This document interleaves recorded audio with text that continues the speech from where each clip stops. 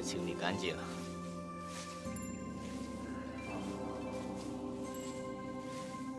哎，那边扫干净了，今天不能有一丝疏忽啊！知道了，师傅。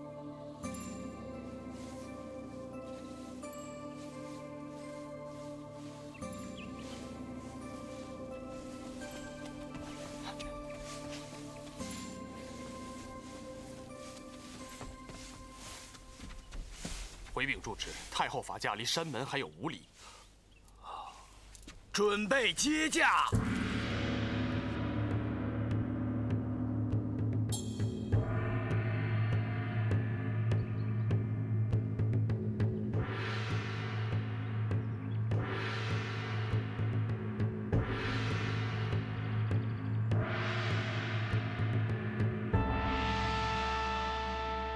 皇上，太后驾到！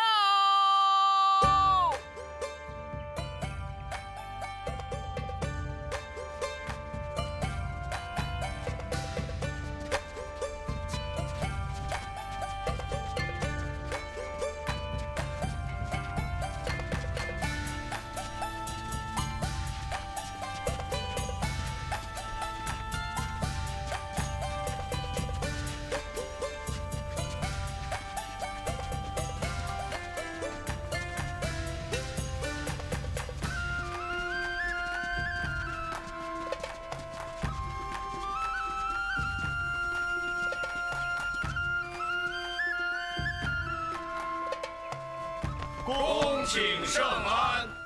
宝应司主持元爵恭迎圣驾。都起来吧。谢太后。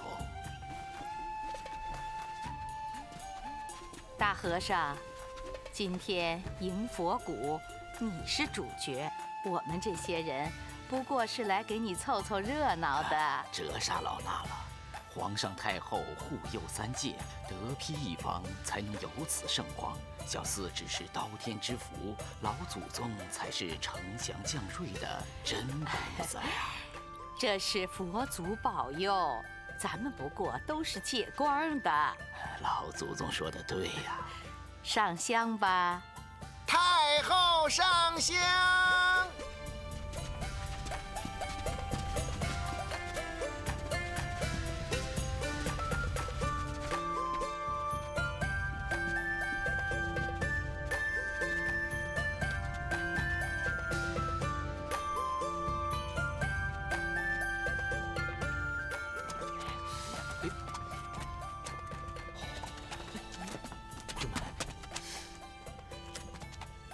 哈哈哈哈！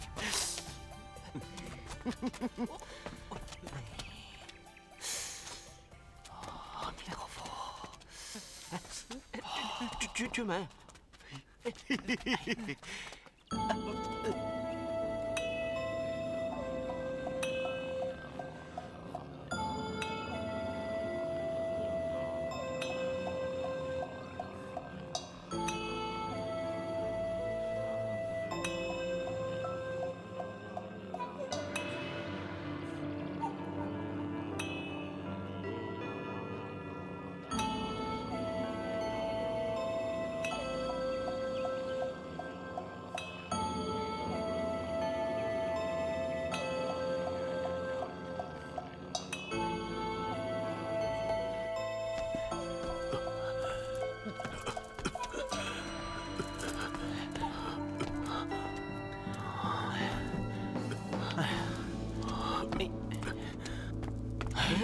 呀，阿弥陀佛，阿弥陀佛，阿弥陀佛！君门，需要了吗？哎，不，没，看他怎么了？李卫他来了。啊，他怎么来了？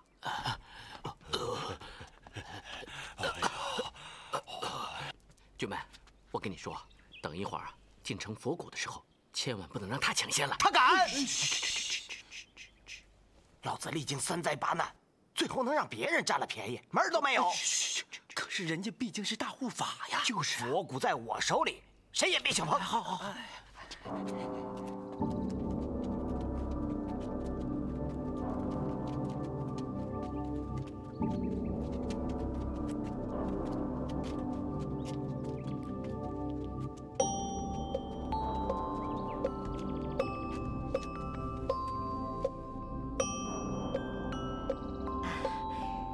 前边就算是我给你们跳了个加官，下边呢就该是今天的大咒主戏了吧？老祖宗真是性情中人。我说大和尚，这佛骨到底是什么样子的？你见过吗？老衲早年云游四海的时候，在暹罗的一个寺庙里有幸见过一次佛舍利。啊，听说晶莹剔透。是，佛舍利出自佛祖作画之后的天火之中，有七彩光泽，是世间任何钻玉珠宝所不能比的。今天就可以百闻不如一见了。说得对，饱饱眼福。这是老祖宗的造化。这是咱们大清的造化。是。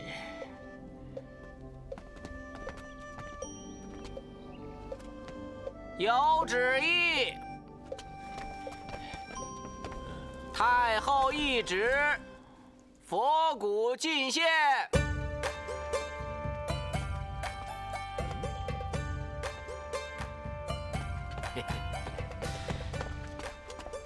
我说客君们，起来吧。是宣我进去啊？嘿，佛骨在您这儿，不叫您叫谁呀？是。哎呀，这回您可算是露了大脸了。谢您的吉言呐。走吧。哎，好啊。我可真是爱死你喽！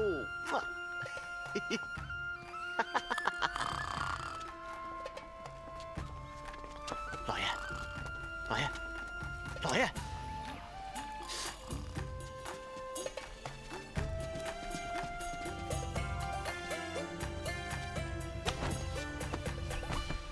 奴才克勒阿恭请皇上太后圣安。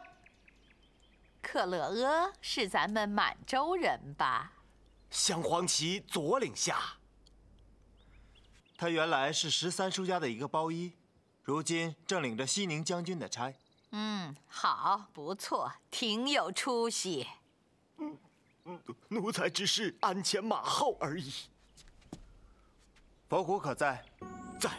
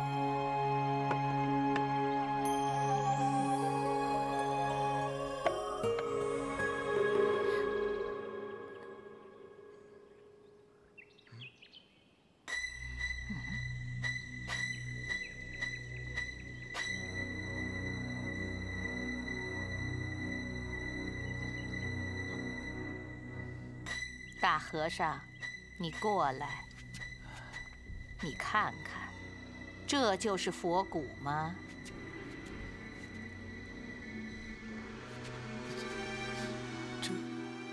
这不是佛骨啊！怎么回事？你以前见过的，对吧？是这样的吗？不是。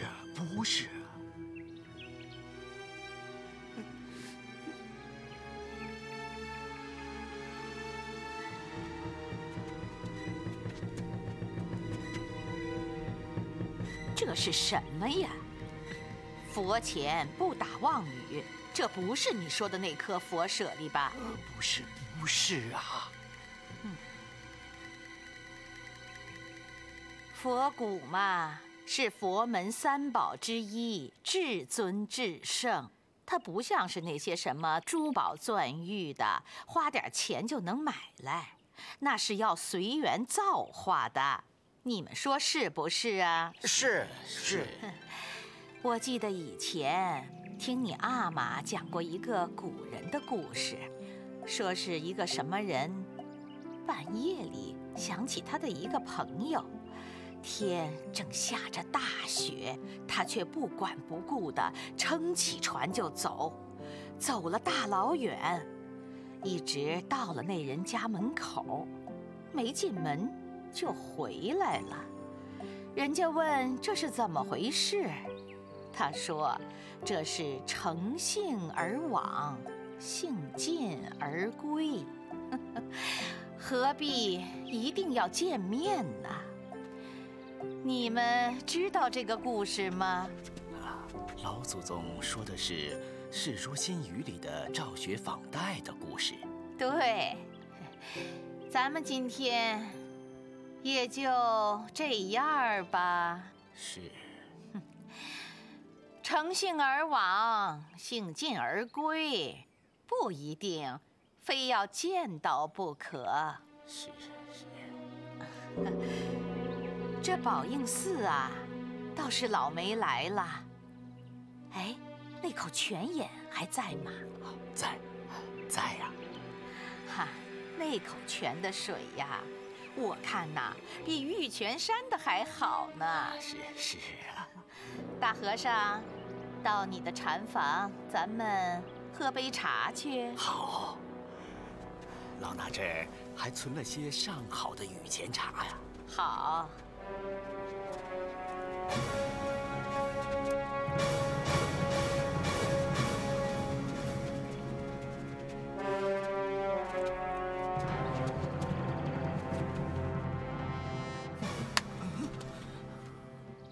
把他给我插出去！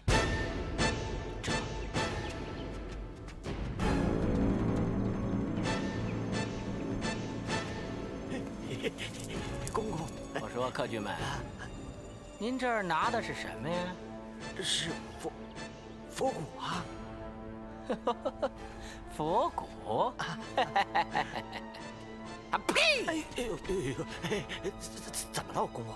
您自个儿仔细瞧瞧，再眼拙也能认出这是什么玩意儿啊？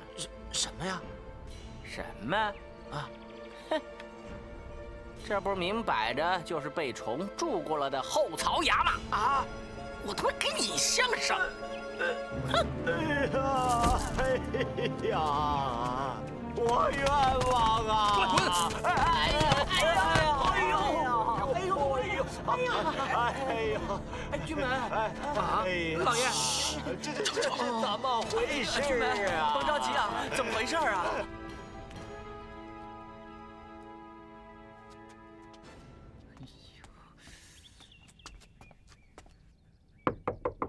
海军，谁啊？我有件大事告诉你啊。什么事啊？我有件大事告诉你啊。虽然我这次被人绑了，可是我对这帮人呢一点埋怨都没有，反而对他们蛮钦佩的。这帮人呢，特别是那个弱女子，他们千里迢迢为追回这枚佛骨，置生死于度外，此为大智大勇，不图钱，不为利。一知道佛骨不在我们手里，立刻就放了我，还有上马银相赠，此为大仁大义，成君子也。既然人家是君子之为，我们也不能行小人之道嘛。所以我决定让这枚佛骨完璧归赵。怎么了？其实这枚佛骨啊，是西宁将军克罗阿从他们那里硬抢来的嘛。不义之财，取之无道，于情于理都应该还给人家嘛，对吧？这是我认识你以来第一次听你说这么明白的话。什么话呀？我平时也挺明白的嘛。你看呢？唉，那佛骨在咱们这儿是个摆设，可对人家来讲就是命根子。我觉得还是送回去好。事关重大，还是跟老爷商量一下。老爷不在，出去了。哎呀，这件事很急呀，外面正在大搜捕，我知道他们住在哪里。既然要仗义出手，就应该当机立断。我爹那边只能先斩后奏了。老爷不信佛，佛骨不佛骨的倒没什么，只怕呀老太太那关不好过。要不我们去说服老太太吧？哼，你有那本事啊？自从这佛骨进了门，老太太是一天到晚的不出屋，眼珠子都不转的盯着。你敢张嘴跟她要佛骨，她就敢跟你拼命，你信不信？自古忠孝不能两全。又说大话了吧，小魏？不，我只想说一件事：先下手为强。佛骨？嘿嘿，仙人摘豆，咱也会啊。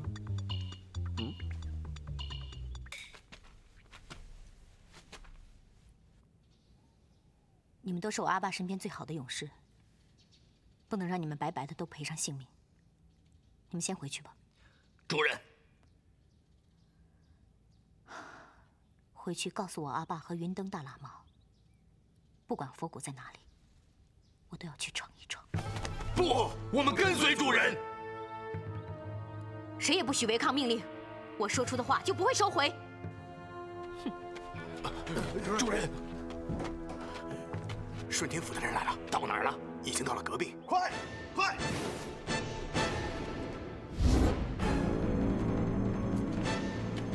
有喘气的没有？出来一个！有人吗？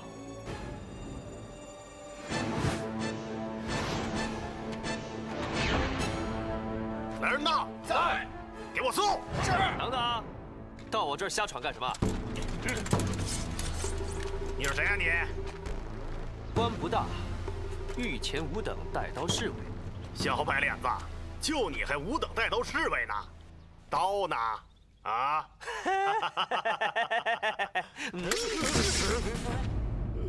干什么你啊？你抢！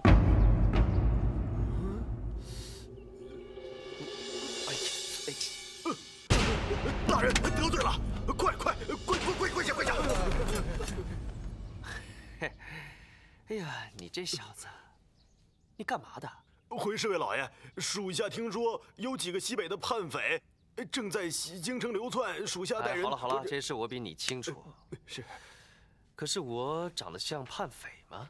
大人当然不像叛匪，可属下我总得带人。我查这个屋吗？啊，这个屋里藏着男人爱干的事儿。男人爱干的事哦，金屋藏娇。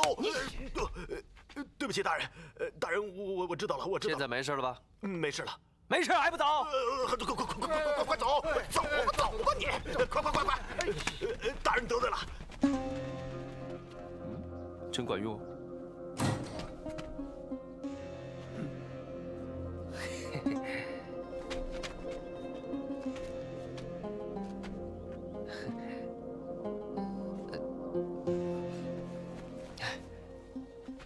这是你们要找的东西。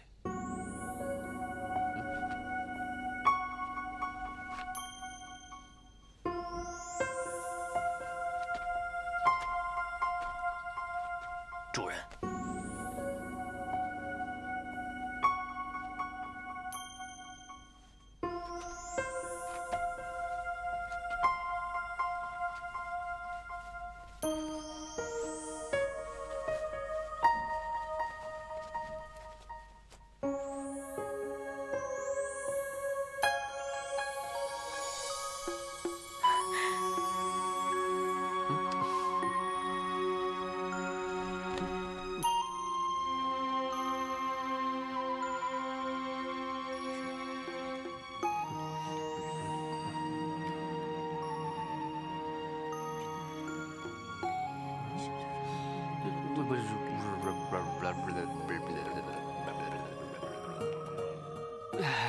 各位留步啊！主人请留步。谁啊？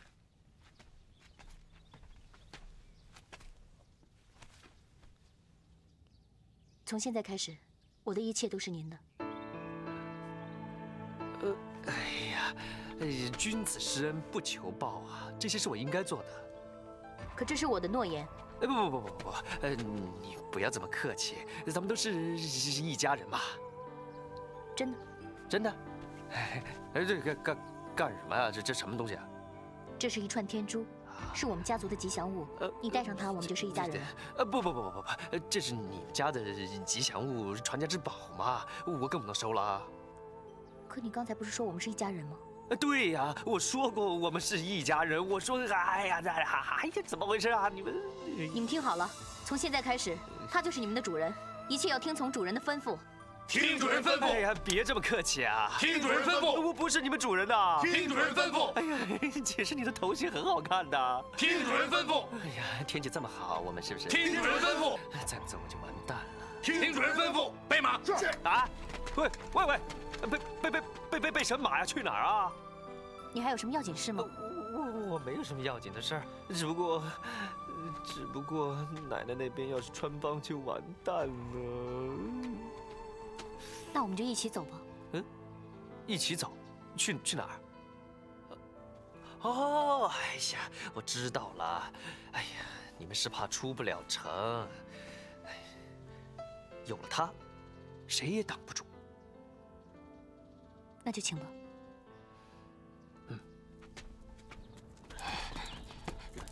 把门关上。哎，你听着，这两天闹不好啊，得乱一阵子。你跟家里所有人打个招呼，叫他们没事别上街，见人少说话啊，就在家里吃炸酱面，睡大觉，就踏踏实实待着啊。哎，哦，尤其是那个兔崽子李小卫，你得给我看好了，别又出去给我招灾惹祸啊！知道了。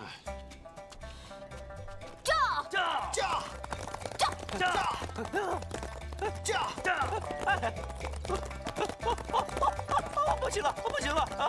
停！停啊！哎呀！叫！哎呀，不行了！怎么？停一下！你累了吗？不是啊，你们骑太快了，歇会儿行不行？你们陪主人歇一下，我去前面看看，50里外汇合。叫！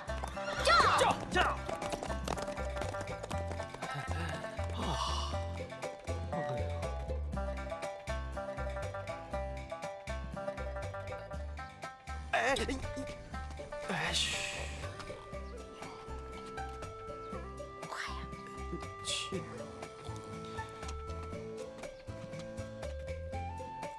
姐夫，老爷，有件事得跟您说一下。是少爷的事儿。怎么了？咱们少爷做了一件大事儿。这大事儿？应该说是一件好事儿。他还能干什么好事儿啊？咱们少爷啊，做了一回窃符救赵的信陵君。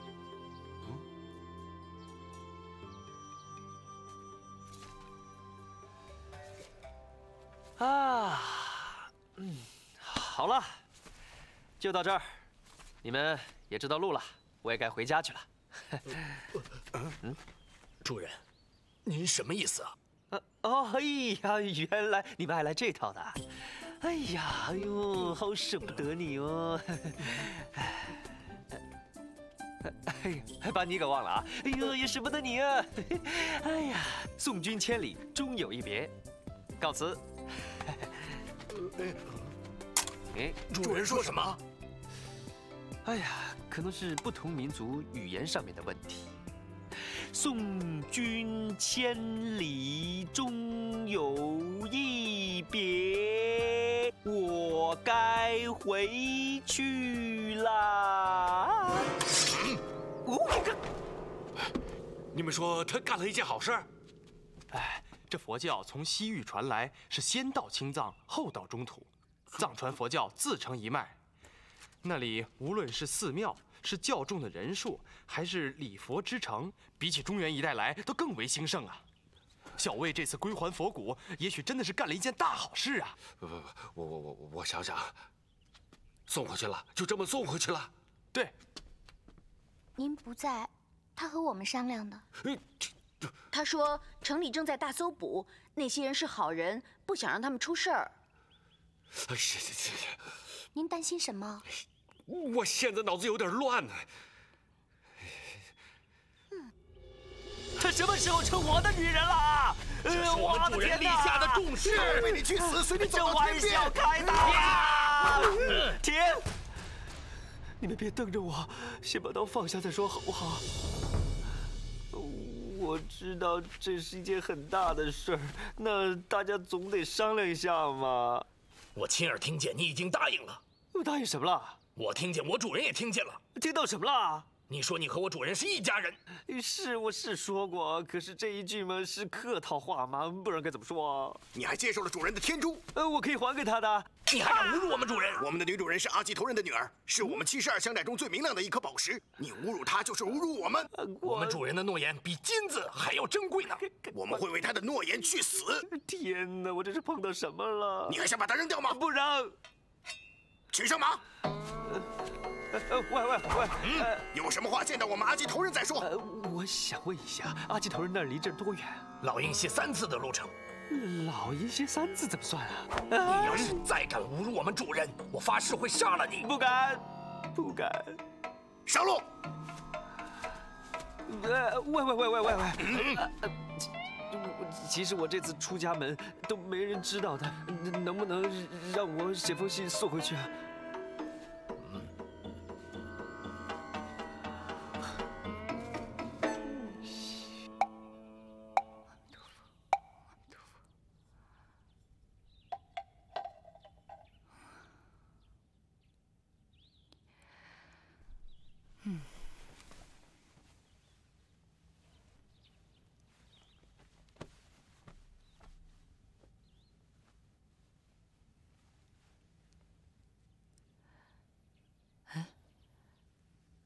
我这左眼皮怎么老跳啊？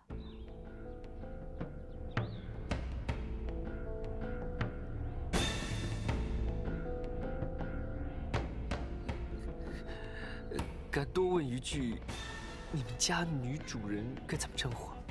锦珠。谢谢啊。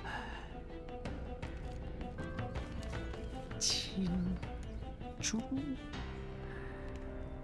我这哪是金珠啊？这简直是女金刚啊！女金。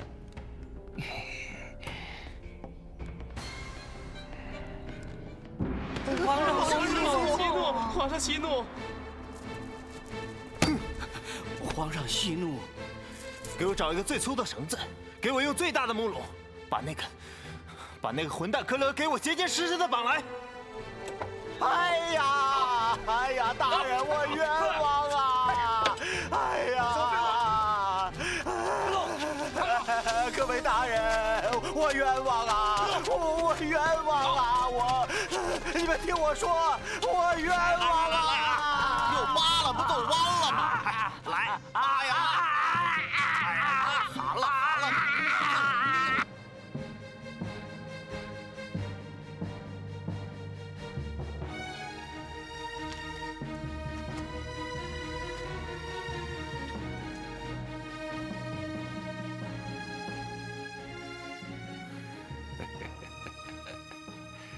这兔崽子长本事了，仙人摘豆，摘到家里来了。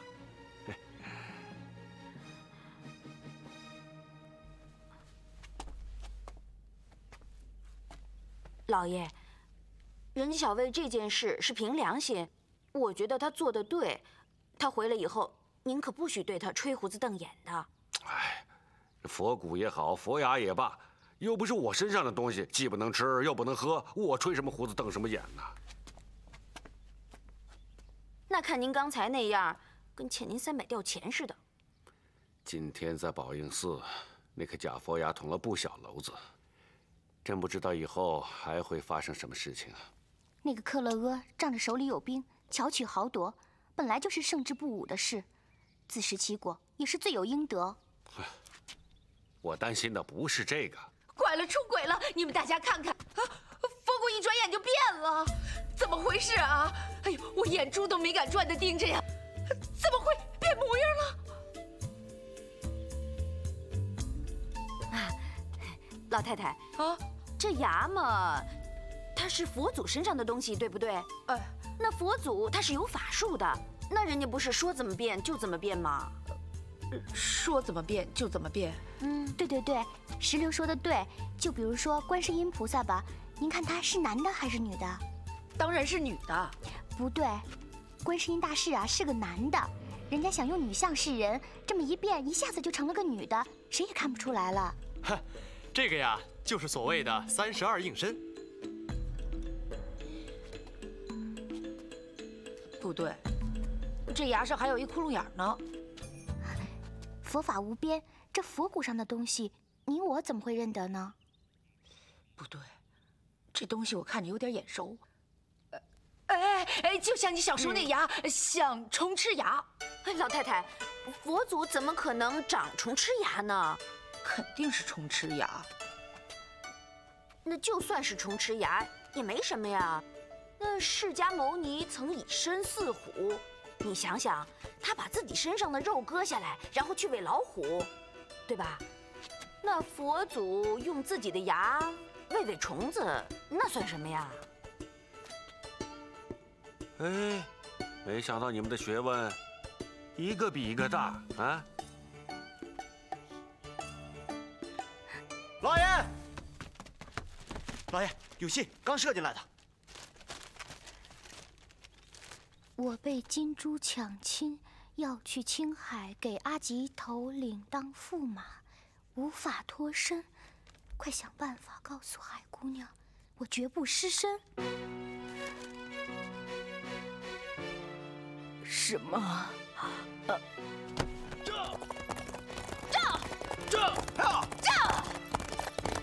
哎呀，慢点！哎，走。哎，过去吧。哎，你过来。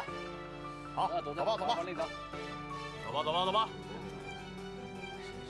哎，军爷，问你一下，走。你有没有看见有人用腰牌出城的？有，用的是大内的腰牌。我来看看。哦，多久了？走吧。得有2、3个时辰了。我冤枉啊！那位大人行行好，帮我说句话呀！我冤枉啊，大人啊，帮我说句话，我说句话，我是冤枉的呀！啊，那位大人行行好，我冤枉啊！帮我说句话，我是冤枉的呀！帮我说句话呀！大人，行行好，帮我说句话呀！我是冤枉的呀！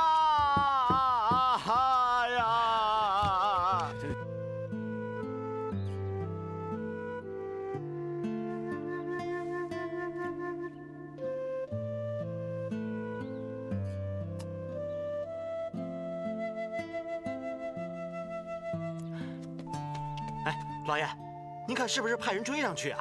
老爷，这些人的马很快，追恐怕是追不上了。硬碰硬也不是个办法。哎呀，老爷，那得赶快想想办法呀！老爷，哎呀，你先去吧，别说了啊。哎，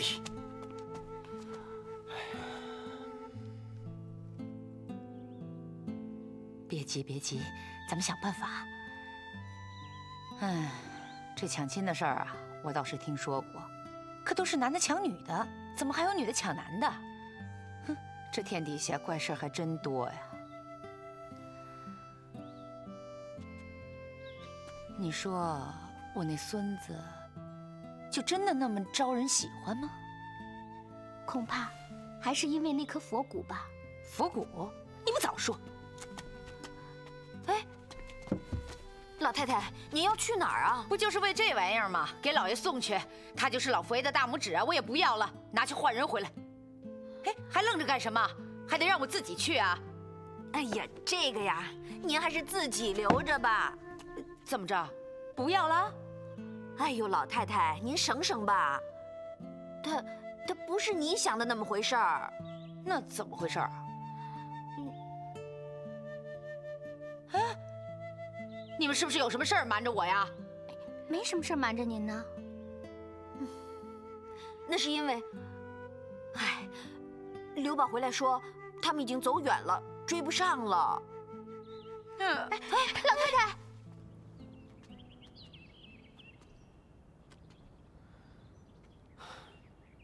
克勒阿在外边站了快2个时辰了。这种人身为扬威将军，不图以战功报国，只想弄一些淫巧之事，兴尽邀宠，也是罪有应得。那个张黑果不过一个盗马贼起家，克勒阿要是稍有建树，也不会令其做大，养庸遗患呐。可他现在当庭获罪，并不是因为战场失利，而是为了一颗佛骨。中堂起了恻隐之心。我和此人除了公务，素无往来。可是我们身为辅臣，食衣补缺，有些事不得不虑啊。克勒阿毕竟还是西宁镇守，是上将军，战死沙场，责无旁贷。可现在却因为一颗区区的佛骨，获罪于君，辱于当庭，是令亲者痛而仇者快啊！这才真是不战而屈人之兵啊！不管让谁看在眼里，都有损我大清的军威和国体呀！中堂大人，宝应寺这件事情，不单单是皇上受到了愚弄，就连皇太后也白跑一趟。皇上正在盛怒之中，杀不杀人，这都还很难说。此时为其开脱，那可是要触龙鳞的呀。是啊，现在禁言，除了引火烧身，怕是于事无补啊。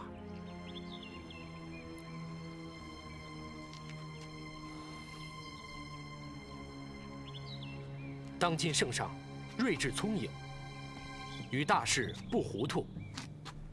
宝应寺献佛骨一案，是以一人奉天下，还是以天下奉一人？这样的道理不难解析。况且我身在其位，职司所在，想到的隐患，若是不敢进言，只知官色逢迎，那与佞臣何异呢？中堂乃真宰相也。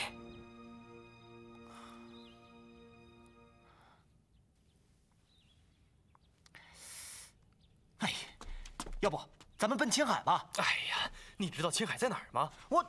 哎呀，老爷现在还是朝廷命官，没有旨意抬脚就走，当叛匪去啊！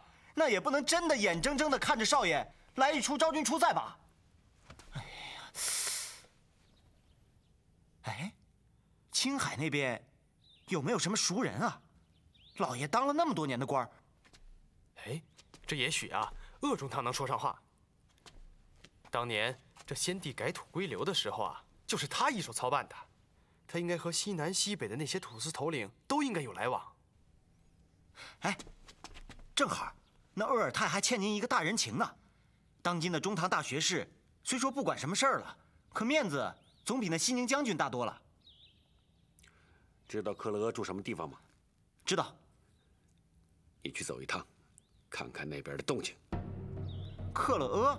那不用看了，肯定完蛋了。去啊！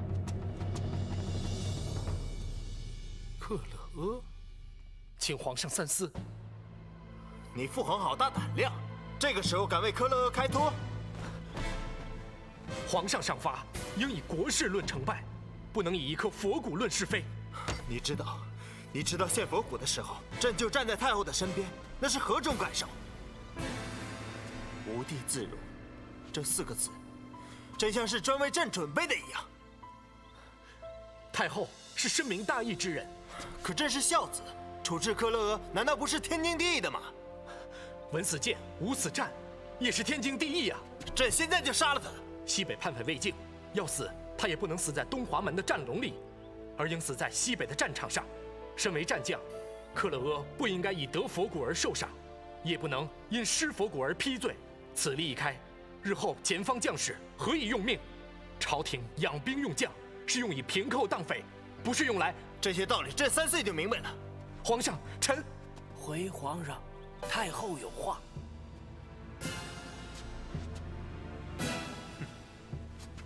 皇上，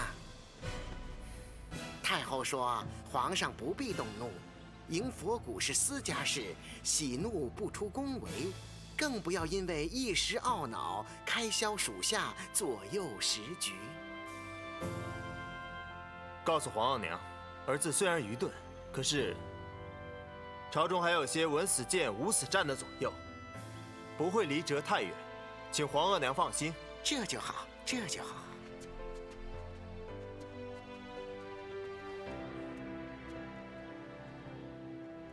你去召见科勒阿，告诉他，3个月之内提叛匪张黑果的首级来见，那个时候再论赏罚。这。那个木笼子就放在那边，那个克勒阿就关在里头，跟耍猴似的。你亲眼看见了？那当然了，就是那个克勒阿，站在笼子里，长一声短一声的乱喊乱叫，跟杀猪似的。再去看看。那还能跑了啊？那么粗的大木头。嘿，停！怎么了？老爷，人不见了。啊？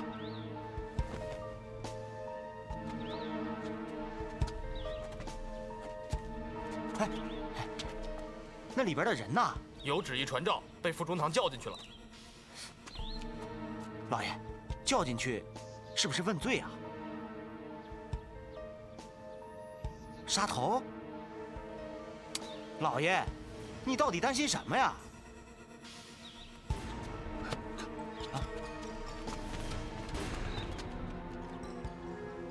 哎呀，快看看！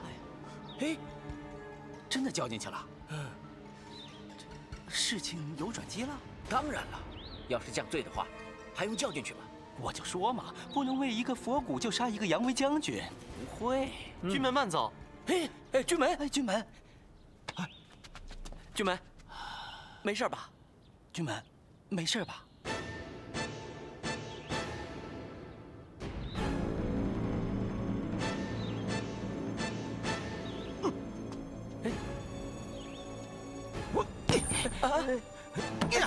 军门，我还是西宁将军。哦，有什么旨意吗？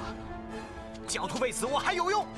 回青海，我恨不得现在就已经身在行营了。是，匪患未除，朝廷当然还要倚仗军门您了。哼，匪患！哎，你不是神通广大吗？你不是飞檐走壁吗？啊，挡不住老子又回来了。咱们就10两银子开染坊，让你好好见见颜色。军门是说张黑果？什么张黑果？张黑果那是皇上要的，总得有个轻重缓急吧？谁把老子置于死地，谁就是老子的匪患，老子就先除掉谁。